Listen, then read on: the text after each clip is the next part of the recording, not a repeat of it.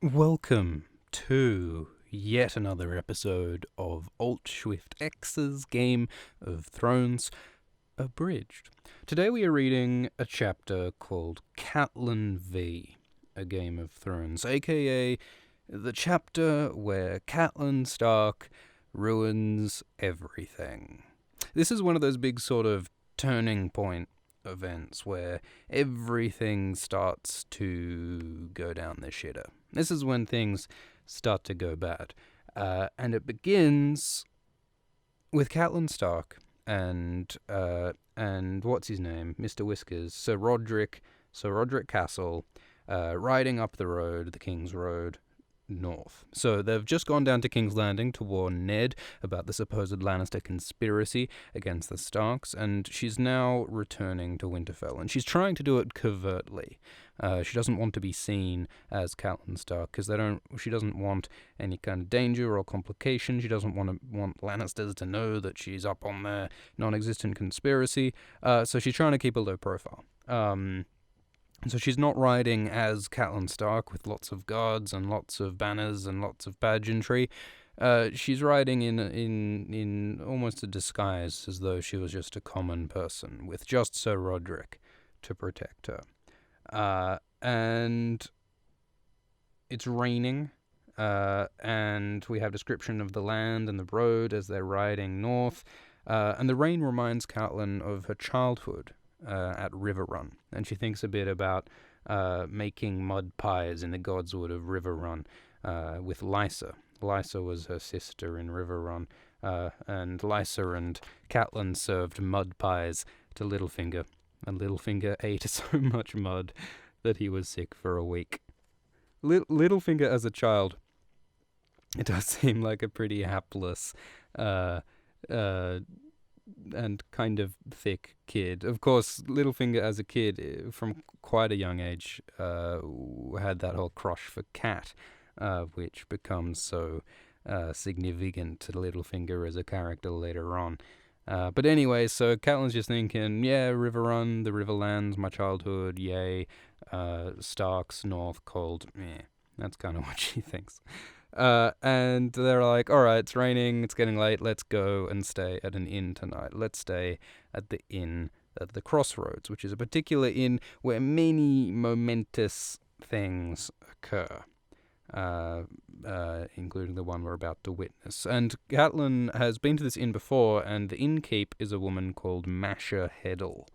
And Catelyn knew Masha Heddle from her childhood when they stayed there before, and she recalls how Masha Heddle was always smiling for her and giving her sweet cakes and being all lovely to her, and because of course an innkeep needs to be very hospitable and generous to highborn young ladies. Although Catelyn is was always a bit disturbed as a kid because Masha Heddle chews sour leaf, which is like chewing tobacco. So whenever Masha Heddle would smile, her teeth would be like stained blood red from the color of the sour leaf. So there's a bunch of miscellanea like that described. Oh no, well the Heddles are actually kind of interesting because Masha Heddle has a surname, Heddle, even though she's like a common person, like a commoner. And normally it's only highborn people, or like people from houses like Starks and Lannisters, who have surnames. Apparently what's going on here is that there is like a landed knight, like a Sir Heddle at some point, who had some land. So there kind of is a House Heddle, but apparently at this point now, all the Heddles have is this inn. So they're not really highborn, they're not noble anymore to any meaningful extent, but they still have their surnames, which is kind of interesting. So anyway, they head upwards on towards the inn, and they talk about how there's lots of traffic coming down south because of the tourney of the hand. Everyone wants to head to King's Landing. They see Jason Malliser passing on the road south. He doesn't recognize them, but they describe Jason Malliser as a lord who is proud and fearless. And Catelyn reflects that she, in contrast, is quite fearful. One of Catelyn's whole defining characteristics is that she's very protective and fearful of her children, which is true of many or all of the mothers in this series, like Cersei. Cersei is in a lot of ways defined by being protective of her children. And they head up north, and they come to the inn, and they're like, yo, we want a room at the inn. And Masha Heddle is quite... how do you pronounce it? Brusque? She's quite sharp with her visitors, Catelyn and Sir Roderick.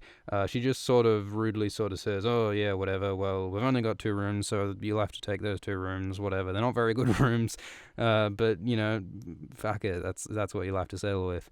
And she doesn't smile, and there's no talk of sweet cakes, and she's not being very friendly.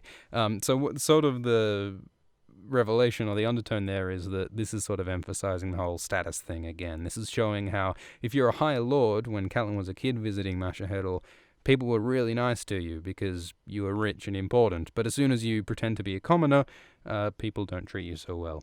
And they go up to the room, and they mention that the window is made of a glass that is milky and full of bubbles. It's kind of a foreign idea to us now that glass is anything but, like, perfect, transparent quality. But glass making was a tricky thing back in the day. You see on, you ever see on those, in, like, old medieval, like, churches and stuff in Europe and whatever, how there's this thing where often the windows are thicker at the bottom and thinner at the top. Like, not very much, but discernibly... The glass, the windows are thicker towards the bottom of the window and thinner towards the top. And there's like a sort of a factoid, a myth, something that isn't true about these windows. There's a claim that the reason why these windows are thicker at the bottom is because glass is, in some sense, it has the properties of a liquid. Glass flows. I think that actually is true to some extent.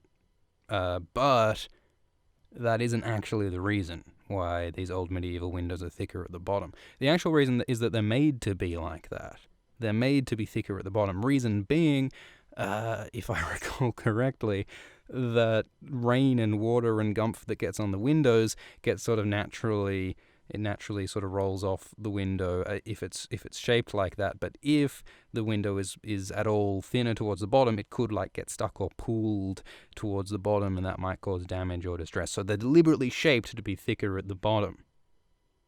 It's not because glass flows. I hope I didn't just invent another factoid there. That would be embarrassing. Maybe that's not true either. But hey, pseudoscientific physics, chemistry facts, that's what you get from old Swift X. So anyway, Catelyn Stark's in this room, and it's kind of uncomfortable, and Catelyn considers her place at the crossroads. This inn is at a literal crossroads, as well as, in certain senses, a metaphorical crossroads. To the north is Winterfell. To the south is King's Landing, where they just came from. To the west is Riverrun. To the east is the Vale and the Eyrie, the Eyrie. And Catelyn is kind of tempted to go to Riverrun, because she comes from Riverrun, she's been thinking fondly of it, and her father, Hoster Tully, the lord there, Catelyn kind of feels like she could use his advice right now. But she does realise that, he's been bedridden for 2 years, he's getting old. The last thing he needs at this point is Catelyn going on about Lannisters and such. And she thinks that Lysa at the Vale might also be useful, because of course she is the person who warned Catelyn in the first place about this supposed Lannister conspiracy. But she realizes that, well, no, I need to go north, because the north and Winterfell is where her sons are and where her duty is. Those are sort of Catelyn's defining central motivations, is to do her duty as the Lady of Winterfell and to protect her children. That's kind of her thing. There have been criticisms... There have been criticisms of some of the female characters in Game of Thrones saying that a lot of the women are defined almost entirely by their relationship with men, and not much with their relationship with other women. Like the Bechdel test might not look all that fondly on certain characters of Game of Thrones. I think generally George Martin does a good job of writing like varied and complex and human characters, both men and women. But I think it's a fairly legitimate criticism to say that a lot of his female characters are mostly defined by relationships to men. Like, there are very few, like, female friendships in Game of Thrones. Like, I mean, Catelyn Stark is a strong example. Like, she really has no significant relationships with women. Her sister Lysa, she's kind of estranged from and doesn't really connect with much, Lysa being a bit nutty. Catelyn's real important relationships are with Ned, and her antagonism with Jon, and her relationships with her other son, with her actual sons. But she doesn't really have any female friendships. She doesn't even have much screen time with Sansa or Arya. So, you know, that's probably not a big deal, but I think it's an interesting consideration that sometimes the female characters are just sort of attachments or accessories to male characters to some extent, though they clearly have their own goals and aspirations. Man, that was a tangent no one needed. And she thinks about the lords of the Riverlands. She thinks about the Blackwoods and the Brackens and the Wents of Harrenhal, who are doomed, and the Freys. And she's thinking about, if shit goes down, if this whole Stark-Lannister antagonism turns to war, I really hope the Riverlanders have our backs. I hope we're going to be okay. She notes that the Targaryens and Rhaegars and Mootons of the Riverlands are sworn to Riverrun, but they had fought with Rhaegar Targaryen at the Trident, so their loyalties are kind of questionable. So Catelyn desperately hopes that war is not going to happen, which is kind of ironic, given what she's about to do. And so they're like, yep, so before they go down for dinner, Catelyn and Sir Roderick are like, okay, let's pretend to be father and daughter, to just sort of have a cover story to protect us from people thinking that we're highborn. So they're going incognito, and they go down and they have dinner, and there's description of all the different people who are hanging out at the inn, and they talk about the big variety of different people. So there's travellers, and there's fishermen, and there's ironsmiths, and there's a septon, a priest, and sellswords, and merchants, and all these sorts of people squashed in together hanging out at the inn. And Catelyn notices that there are sort of armed men of various houses of the Riverlands there as well. And they sit down at a table, and there's a handsome young man sitting at the table with a wood harp. And he's a singer. And he's sort of this arrogant, talkative, slightly annoying bloke who's sort of bragging about what a good singer he is. And he talks a bit about how he made a bunch of gold last time he was at King's Landing, but he lost the gold because he bet it all on the Kingslayer, on Jaime Lannister, to win a tournament. But then Sir Roderick's like, oh, you shouldn't gamble. The gods say that gambling is bad. Apparently the Starks don't like gambling and tournaments. And then the singer's like, yeah, no, they sure did bloody frown on me because I lost my money because Loras Tyrell beat Jaime Lannister. And Sir Roderick's like, oh, well, I hope that's a lesson that you shouldn't gamble. And the singer's like, yeah, that was a lesson. When I gamble, I shouldn't bet on Jaime Lannister. I should bet on Sir Loras. So there's whatever, banter, food description. There's talk of onion and fire peppers and blah, blah, blah.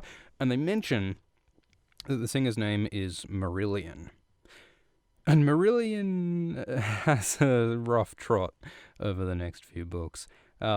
Marillion ends up accompanying Cat to the Vale, and ends up getting framed for the murder of Lysa Tully.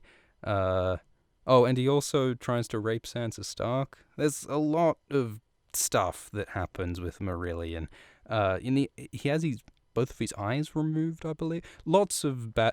Also, when he's supposedly dead, but possibly just imprisoned, there's all this talk about how Sweet Robin Arryn, says he hears Marillion singing even after Marillion is supposedly dead. Our main man, PJ, on the YouTubes has some fruity theories about that for those interested in such. But the point is that Marillion is a interesting and ill-fated character. But for now, he's just rabbiting on while Catelyn and Roderick are trying to have dinner. And so that happens. And it's just sort of banter, but eventually a new character walks into the scene. Spoiler, it's Tyrion Lannister. So the dwarf walks in and he's like being his sort of charming, well, not charming so much as just sort of witty, clever self. And he walks in and he's like, I'd like a room, please. And the Heddle's like, yo, well, sorry, all the rooms are taken up. Sorry about that. And then Tyrion pulls a coin out of his purse and he's like, well, it's a shame. I've got all this gold. Who's going to give up a room for me? You know what this is like? That United flight where the guy got dragged kicking and screaming off the airplane, because the airplane people, the United people, were like, hey, because of our unethical practice of overbooking, we need to kick off one of our paying customers off this airplane, and they keep raising the amount of money they're going to give until someone volunteers to give up their seat. That's what's happening, sort of, here in the Inn at the Crossroads in Game of Thrones. Tyrion is coming up and saying, hey, I need a room, so I need one of you paying customers, one of you clients, to give up your room at the inn for me, and here's a gold coin. But unlike on the United flight, someone does volunteer to give his room to Tyrion Lannister in return for the coin. I suppose if no one did volunteer to give up their room, Tyrion would have had to have his men drag the poor doctor out of his seat and to bloody his nose, and generally to make a PR nightmare of it all. #topical. Anyway. So Tyrion's like, good man, thanks for giving up your plane seat. I've got an inn room now. And then Catelyn and Sir Roderick, meanwhile, are like, oh, fuck, we were trying to be incognito. We don't want to start any shit. We just want to get it back to Winterfell. So let's hope we don't get recognized by Tyrion Lannister. And for a moment, it looks like they're going to get away with it. But then that fucking singer, Marillion, that annoying twerp, stands up and is like, hey, Tyrion, my main man, do you want me to sing you a song? And then Tyrion's like, I would want anything. There's nothing I want less than for you to sing me a song. But when he says that, he's looking right next to Marillion, and he notices none other than Catelyn Stark. So we have this moment where Tyrion calls out Catelyn, and she's like, Lady Stark, what a pleasure to see you. I didn't see you at Winterfell when I was just at Winterfell, because Tyrion is now coming south, returning to the south from Winterfell. And of course, when Tyrion was at Winterfell, Robb Stark lied and said that that Catelyn was just sick and that she wasn't there. Robb was trying to cover for Catelyn's mission to go down to King's Landing to talk to Ned.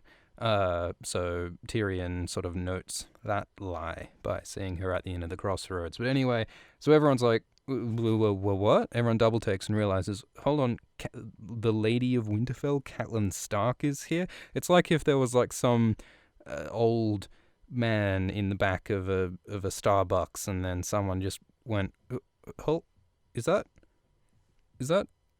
Joe Biden?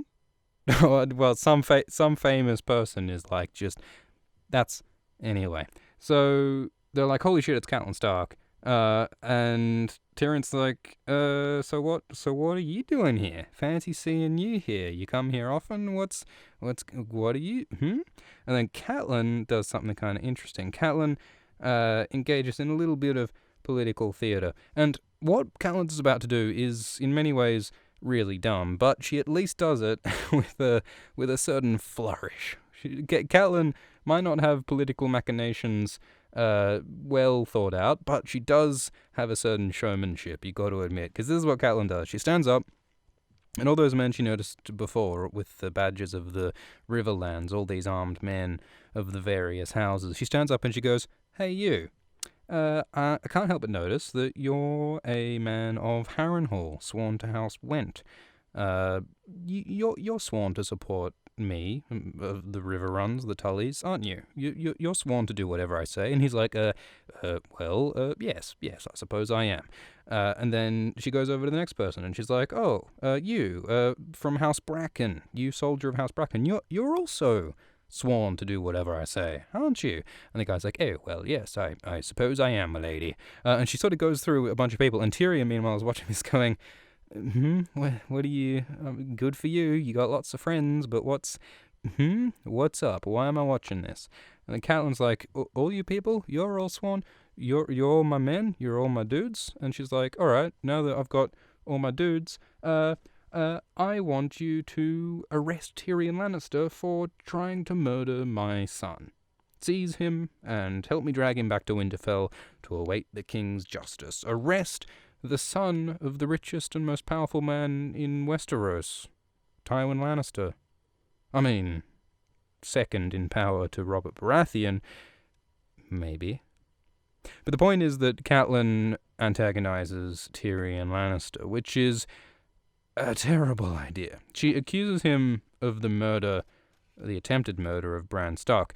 And the reason she does this is because, A, she got a letter from Lysa Tully saying that the Lannisters murdered Jon Arryn and to beware, and B, because Peter Baelish said that the knife that the would-be assassin of Bran Stark was carrying, that knife was originally, fell into the hands of Tyrion Lannister. Based on those two pieces of quote-unquote evidence, Catelyn decided to accuse Tyrion of murder and arrest him. Of course, the truth is that Tyrion had nothing to do with that attempted murder. It was actually supposedly probably Joffrey. And this moment is kind of the first domino in the chain of events that leads to the War of the Five Kings. I mean, of course, the real sort of perpetrator here is more Peter Baelish, because he told the lie about the knife being Tyrion's.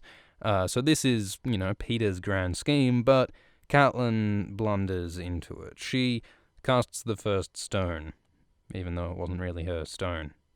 Well, that's not really the metaphor I'm going for, but you get my point. Catelyn, in this moment, kind of causes the War of the Five Kings, or at least contributes to it in a very significant way, which is unfortunate. Side note, I quite liked how they did this in the show, how they sort of captured this theatrical moment quite well, and they also had the moment of all these soldiers and swordsmen, they all pull out their swords and point them at the dwarf Tyrion Lannister in quite a well shot, pretty looking sort of a moment. The dwarf surrounded by antagonistic swords. Oh, and the last line is that Catelyn doesn't know what she found more satisfying, the sound of a dozen swords drawn, or one of the look of Tyrion Lannister's face. Because, of course, you gotta feel sorry for Tyrion at this point, right? Like, he's on holiday at the moment. He's just come back from his sightseeing at the Wall. He's just had some interesting chats with Jorah Mormont, and he's made a little friendship with Jon Snow, and he's heading back south, and he's bumped into this woman whose home he had just visited, even though she supposedly was there. I suppose she must have teleported in front of him. That's very curious. Oh, and now the woman is accusing him of murder. Oh, how lovely. A murder that he knows nothing about and didn't commit. Oh. But of course, I suppose Tyrion's whole deal is that his life is a story of being unfairly targeted. He's very used to being attacked because he's known as the imp. He's known as the dwarf. He's known as a lecherous, scheming, nasty little man, which is why he gets antagonized all the time. So you got to ask, why does Tyrion keep telling people, oh, it's a really good idea to embrace people's twisted perceptions of you? Wear it like armor. It's not very good bloody armor for Tyrion now, is it? I shouldn't harp on like this so much. I'm like bloody Marillion. But I really question whether clever Tyrion Lannister gives such good advice. On that note, thank you for listening to this episode of Alt Swift X's Game of Thrones Abridged. We'll have a new episode for you soon. Cheers.